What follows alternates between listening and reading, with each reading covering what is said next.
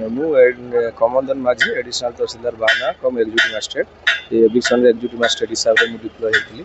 आज आम उच्च न्यायालय माननीय उच्च न्यायालय 4198/2026 केस आदेश अनुसार पुणी उपजिलापाल 1/26 आदेश अनुसार आम आज ये एविक्शन करने आसलु। ये पाखापाखि 31 जगह एविक्शन कराला आ बहुत शांति श्रृंखला है। पुलिस डिपार्टमेंट आसते बहुत शांति श्रृंखला एविक्शन कार्य शेष है। पत्थर पैंट मौजा थिला आमर पंचायतर जगह थिला खाता नंबर 330 आ 1410 खसड़ा नंबर थिला। पूर्व नोटिस दिया होता सब सब कार्य नियम अनुसार होम सब नियम अनुसार आम उच्छेद कार्य सफल कलु। प्लाटून प्लस आमर 3 प्लाटून पाखापाखि फोर्स थे।